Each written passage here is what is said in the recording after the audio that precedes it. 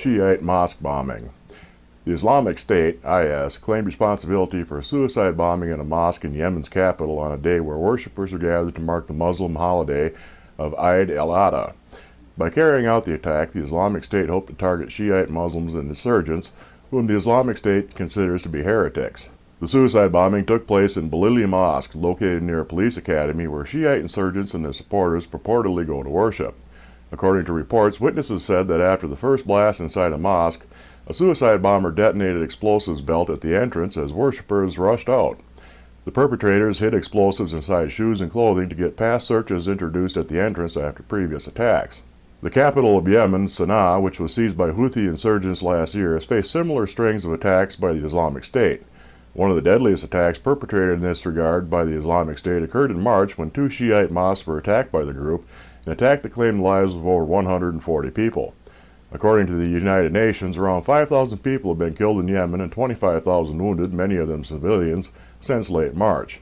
President Abed Rabo Mansour Hadi returned to Aden after 6 months of exile in Saudi Arabia.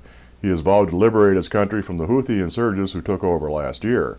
Pro-government forces and a coalition led by Saudi Arabia has waged some targeted attacks on the insurgent group and has, as a result, been able to wrestle back some of the territory from them. It has been noted that Yemen fell into insecurity and chaos after the 2012 ouster of longtime strongman Ali Abdullah Saleh.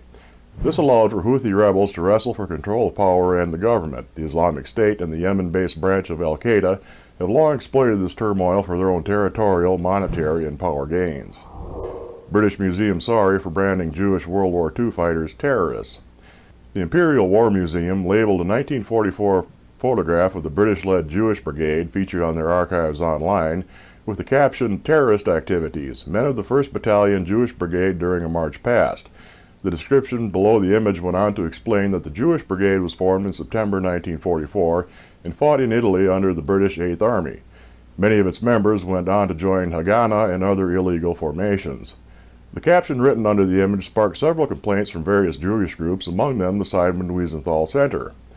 In a letter to the Imperial War Museum, the Simon Wiesenthal Center Director for International Relations, Dr. Shimon Samuels, said, "The above British mandate travesty is redolent of the UK's closure of the gates of mandatory Palestine, which consigned untold fugitives of Nazism to their death.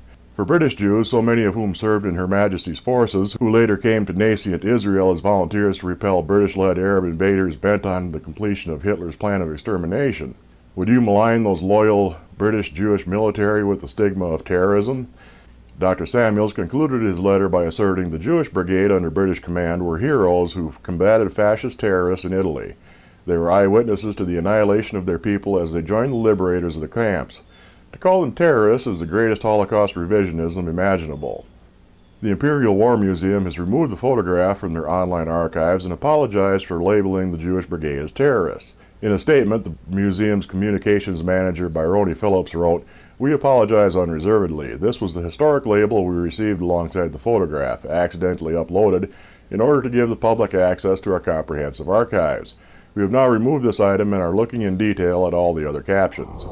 Bangladeshi atheist bloggers. In Bangladesh, there have been a series of violent attacks and murders of atheists and secular bloggers in the predominantly Muslim country. This year alone, 4 bloggers have already been killed at the hands of religious extremists. The BBC reported in recent years a group of people who deny the existence of God, some using rational arguments and others using dark and satirical humor, has grown up on the Bangladeshi internet. Other internet bloggers are not atheists, but instead better described as secular campaigners. They use the internet to strongly argue that religion should be kept out of politics. Avijit Roy is known to be the most famous atheist blogger killed this year. He was the moderator of the online site Free Thinking, which defended secular ideas. He was hacked to death with a machete. His wife, Banya Ahmed, was also attacked alongside her husband. She lost her fingers and was scarred, but ultimately survived the attack. Sobak, the pen name of a writer of a secular blog, has criticized Islam and his purported ill attitude towards women and religious minorities. His name and picture has appeared in several lists compiled by Islamic groups that list atheists and secular bloggers that they wish to target. Sobak explained, "I am not free. My family is very scared. Every day people remind my mother that her son is under a death threat. Even though he writes less openly these days, he's still active, stating, 'All I know is that I must win. I will not be silenced. My keyboard must keep going.'" Arif Rahman joins several atheist and secular Bangladeshi bloggers that have left to the United Kingdom, and thus does his writing from there. This migration to the United Kingdom is a consequence of complaints by the blogging community, which asserts that the government and authorities do not do enough to protect them. However, these Islamic extremist group that threatens atheist and secular bloggers have warned Bangladeshi bloggers in the UK and other Western countries that their names are still included on their death lists. On his insistence to keep writing, Rahman states, "If you surrender yourself to this theocracy, then you have a mindset like mine. It would be really difficult to live, so it's time to push back." Hafizat al-Islam is an Islamic group that has led the call for atheists and secular bloggers in Bangladesh to be arrested.